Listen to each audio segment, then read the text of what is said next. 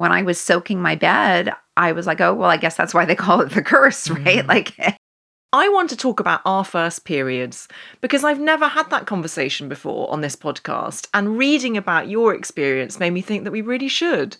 So tell us about your first period. yeah, I mean, I think I went to the bathroom and I saw blood and I was like, okay, this must be a game on, game going. And I'd been prepared a little bit because I'd read Judy Blume. Right Me there, got his too. marker, yes. And I think that was about all I'd known. Maybe read something in, I'm sure you have the same thing over here, like teen magazines, like Tiger Beat or something like that would be the one, and I might have read a little bit about it there. And so I'd gone out and I'd bought menstrual products and I had them. I had some pads because my mother was not someone who I would have ever spoken about menstruation with at all. And she was a very difficult person and very, very judging and very, I mean, when the whole Rely tampon thing and toxic shock syndrome came out, the only words I think she ever spoke to me about menstruation were really, "You're not using those things, are you?" That was basically it. That was like the extent of the knowledge. So I was pretty prepared, and I had my products on hand. But what I wasn't prepared for was the amount of bleeding that soon followed, or the diarrhea that I was going to have, or the severe cramps. Because the menstrual experience that I had read about was just that it was going to happen, not anything practical about it. And so I didn't know what was happening was abnormal. My mother never thought I stayed home from school a couple of days a month because the cramps were so bad. And, my dad gave me codeine, which, probably wasn't a good idea because he had a little habit. And so that's how I was for years until I got into medical school and actually got the information to learn that what was happening to me actually, probably wasn't normal or wasn't in the spectrum of the expected experience. Wow. You recount this story about going to buy those pads, those Kotex pads, and how big they were. And it really reminded me of those decades too. They were huge. They were monstrous. I mean, I had a box the size of a suitcase, like a carry-on suitcase in my closet.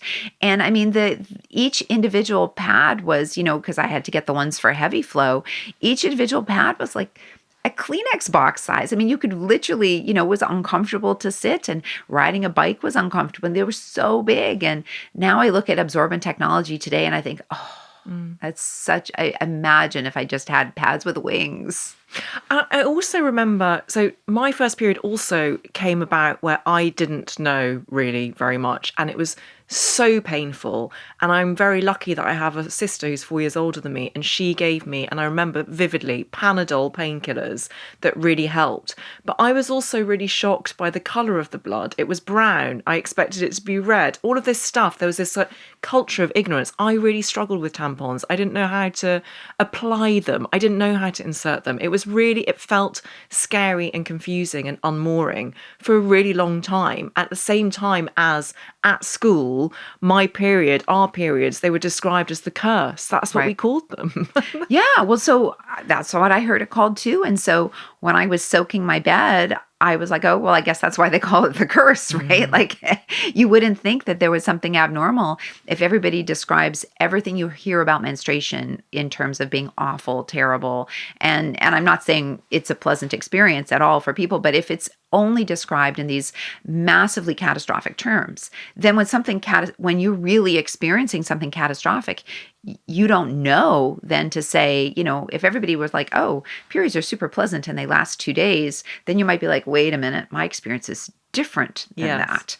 So that's what happens when people don't have knowledge. I think it was Caitlin Moran who once said, there's so much blood that we see on screen as a result of male violence, and there's never any menstrual blood, even to the extent that when they are advertising those Kotex pads, I remember they used to have the sort of before and after bits on the screen where they would pour a lovely little bit of blue liquid on one of them and it would be absorbed, as if the mere sight of blood was shameful. Yeah.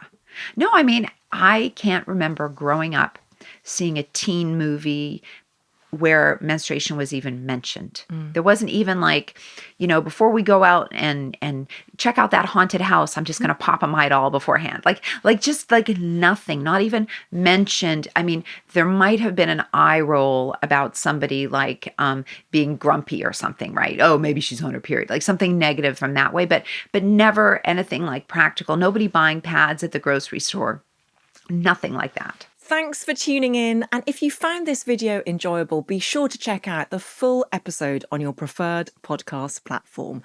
And make sure you're following How to Fail on social media for additional content and updates.